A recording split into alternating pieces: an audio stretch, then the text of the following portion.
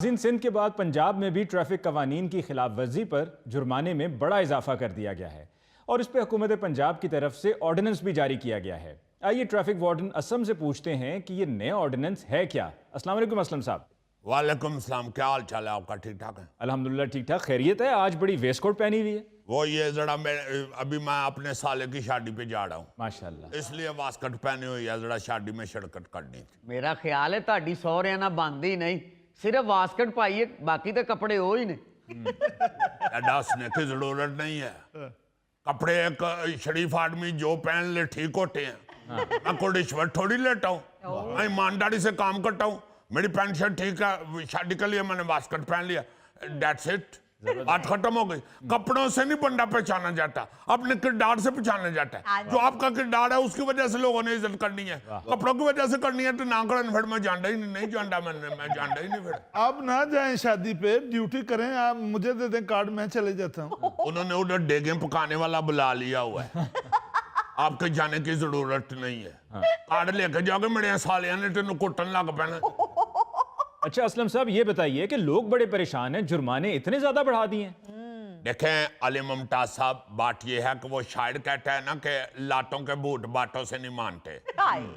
जब हम अपनी जुबान में प्यार मोहब्बत से रोक रोक के समझाते थे कि खुदा के लिए इशारा ना तोड़ो, इशारा तोड़ना किसी का दिल तोड़ने से ज्यादा बुरी बात है। उस वक्त किसी को मेरी बात की समझ ही नहीं आती थी, उल्टा मुझे गलत साबित करने पर तुले होते थे, शुरू बहस शुरू कर देते थे कि नहीं जी हम तो बिल्कुल ठीक आ रहे थे, आपने हमें गलत रोका है। और मैं समझा के थक जाता था कि भाई जी हमारी को खानदानी दुश्मनियां नहीं चल रही आपके साथ, या आपने मेरे मकान पे कोई कब्जा नहीं कर लिया हुआ जिसका मैं इंतकाम लेने के लिए आपको रोक रहा हूँ, या फिर आपकी शक्ल देख के मुझे खुदा न खास्ता चिढ़ नहीं चढ़ रही जो मैंने हाथ दे के रोक लिया आपको। हालांकि बाद शक्लें ऐसी होती हैं जिनको बिला वजह देखते ही सख्त गुस्सा चढ़ जाता है, लेकिन मैं ड्यूटी के दौरान हर चीज को बाला टाक रखते हुए अपने गुस्से को ठंडा करके अपनी ड्यूटी देता हूँ। जो कानून कहता मैं सिर्फ वो बात करता हूँ, कानून से हट के मैं बात ही नहीं करता। बोले जा रहे हैं, सुन ही नहीं रहे किसी की। तुसी सुना लो जी, तुसी सुना लो। सर मैं रॉन्ग थोड़ा सा आया हूँ घर, क्योंकि मेरा साथ ही था। इतना लंबा जो चक्कर काट के मैंने आना था, मैंने कहा पास ही है, मैं ऐसे ही चला जाता हूँ, इन्होंने मुझे पकड़ लिया जी। हाँ। अब बताएं, अब एक मिनट अली साहब आप बताएं, अब ये बंदा बात ठीक कर रहा है या गलत कर रहा है? नहीं, बिल्कुल गलत बात कर रहे हैं, अपनी जान को भी खतरे में डाला इन्होंने। हुन सुना नहीं, घर मेरा इतनी दूर है तो मैं इतनी दूर से जो आऊंगा। वो इतनी दूर से तेरियां बाਹਾਂ ही निक्कियां ने ते लग रहा नेड़े ही है। ਜਿਹੜੇ ਬੰਦੇ ਇਸ਼ਾਰਾ ਨੇੜੇ ਆ ਕੇ ਤੁਹਾਨੂੰ ਵੇਂਦੇ ਨੇ ਤੇ ਪੈਦਲ ਟੁਰਨ ਲੱਗ ਪੈਂਦੇ ਨੇ, ਉਹਨਾਂ ਦਾ ਪਤਾ ਲੱਗ ਜਾਂਦਾ ਤੁਹਾਨੂੰ ਕਿ ਡਰਾਮਾ। फौरन पता चल जाता है। ये सारी चालाकियां हम देख चुके हैं, ये बड़ी तेज चीज होते हैं, वन वे काट के आड़े होते हैं। जब किसी वार्डन पे ध्यान पड़ता है तो फटाफट नीचे उतर के तो पैदल शुरू हो जाती है चल। यार तुम हमें अंडा समझ रहे हो? ਅੰਡਾ ਕੀ ਮਤਲਬ ਜਿਹੜਾ ਸਵੇਰੇ ਪਰਾਠੇ ਨਾਲ ਖਾਈਦਾ ਨਾਸ਼ਤੇ 'ਚ? और अंडा नहीं यार, ब्लाइंड आपने एक अच्छे भले अफसर को एग बना दिया, हद हो गई आपकी। अच्छा तो असलम साहब, आप बता रहे थे कि दौरान ड्यूटी आप गुस्सा बिल्कुल नहीं करते। बिल्कुल नहीं, दौरान ड्यूटी में अपनी फीलिंग जो है वो हिडन रखता हूँ, और इस फीलिंग को सिर्फ अपने ससुराली रिश्तेदारों के लिए महफूज कर लेता हूँ। जितना मुझे गुस्सा 6.5 महीने में चढ़ा हुआ, अब मैंने जाना है ना साले की शादी पे, उधर जाके किसी ना किसी पे हटा दूंगा। मैं आपका साला तो नहीं जो मुझ पे आपने गुस्सा किया है। गुस्सा क्या किया? आपका तो चलान किया, आपका गुस्सा तो नहीं किया। आपने सबसे पहले मोटरसाइकिल से चाबी निकाली है, फिर उसके बाद साइड पे खड़ी की है, उसके बाद चलान काट लिया। मोटरसाइकिल तो चाबी कड़ी है, मैं तेरे मोटरसाइकिल का को कोंड नहीं चुक लिया। फजूल बात ना करो, चाबी इसलिए निकालते हैं कि तुम लोग दौड़ जाते हो।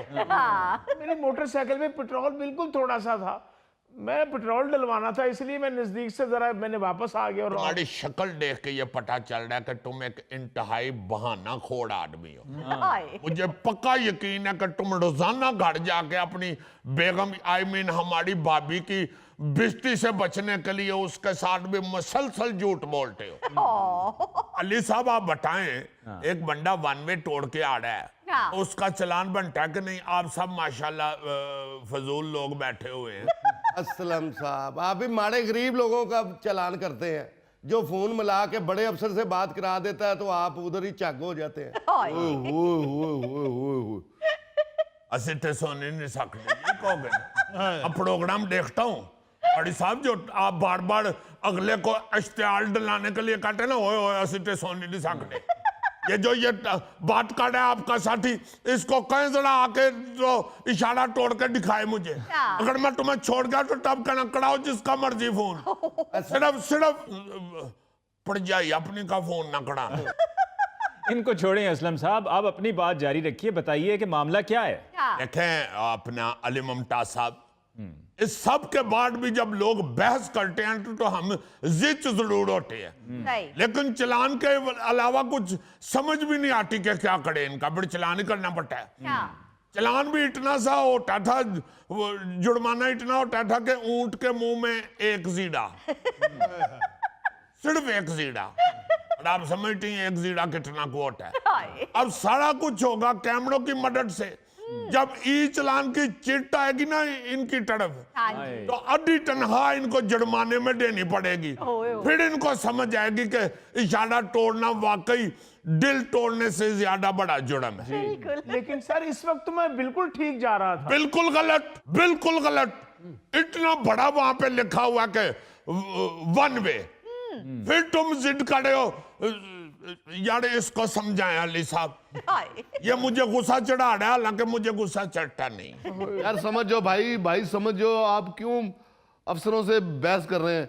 वो भी अफसर हैं असलम साहब, मैं भी अफसर हूँ, आप बहस करी जा रहे हैं, आप सुनते नहीं है किसी की। मैं माफी चाहता हूँ, वो भी अफसर है मैं भी अफसर हूँ, कह के तुसी खोता ही खूह च सोट रहे। अब चलान कर सकते हैं? बताएं मुझे, कर सकते हैं चलान आप? मैं कर सकता हूं चलान, मुझे ठाटी है। नहीं तो कहाँ मैंने खोता गिरा दिया खूह पे? वो खोता तो हमारे साथ वो नुक्कर पे बैठा हुआ। पर मुझे ये तो बताएं ना, बोर्ड लिखा हुआ कहाँ था? अली मुमताज साहब, असल में मैं बचपन में पढ़ नहीं सका, हाय हाय। शायद बोर्ड अंग्रेजी में लिखा हुआ था। अंग्रेजी मुझे वैसे भी नहीं आती, जब पढ़ा ही नहीं तो अंग्रेजी कैसे आएगी? गलत बात, गलत बात। हाँ। ट्रैफिक की जुबान में लिखा है। हाँ। ट्रैफिक के इशारों को पहले समझे, फिर लाइसेंस बनवाए और फिर मोटरसाइकिल या गाड़ी पे चले। बिल्कुल। अनपढ़ बंदा भी ट्रैफिक के इशारों को समझता है। हाँ जी, हाँ जी, हाँ जी। यहाँ पे बोर्ड लगा हुआ है वन वे का, वहां को आपको पता होना चाहिए कि ये जो साइन लगा हुआ है ये वन वे का बोर्ड है। जी। मेरे भाई, आपको ट्रैफिक के इशारे समझने चाहिए। एक बोर्ड के ऊपर दो ब्रैकेटें बनी होती हैं, इसका मतलब है कि आगे तंग पुली है, वहां पे गोगा नहीं जा सकता। और यार सिर्फ तुम गोगे के पीछे पड़े रहते हो, कोई भी हैवी ट्रैफिक नहीं जा सकती। उसका मतलब यह है कि आगे पुलिस टांग है तो फिर आपकी अगर गाड़ी ट्रक या बस है तो फिर उधर ना जाए। भाई क्यों असलम साहब को आज गुस्सा चढ़ाई जा रहे हो? जरा समझने की कोशिश करो, वो बात ठीक कर रहे हैं। अब देखो, मोटर व्हीकल ऑर्डिनेंस 2025 के मुताबिक जुर्मानों की शरह 300% बढ़ा दी गई है ताकि लोग ट्रैफिक कवानीन की पाबंदी करें। सही। सर हम तो इस बात से खुश हैं कि अब जो होगा ना ई टिकटिंग से ही होगा। जिसने जो बहस करनी है चलान चिट पकड़ के आगे रखी हुई मशीन से करे सही। या फिर सड़क के ऊपर लगे हुए कैमरे के साथ लड़े जाके। बिल्कुल। अब इनको पता चलेगा, हमारे साथ तो कुट कुट के लड़ते थे ना ये। अच्छा, फिर जो मेरे साथ ज्यादती करेगा उसे अल्लाह ही पूछेगा। इधर बैठ के मुझे ना बाडुआं दो, कैमरे के आगे खड़े होकर उसको बाडुआं दो। अल्लाह तेरा लेंस खराब करे, अल्लाह तेरे लेंस से मिट्टी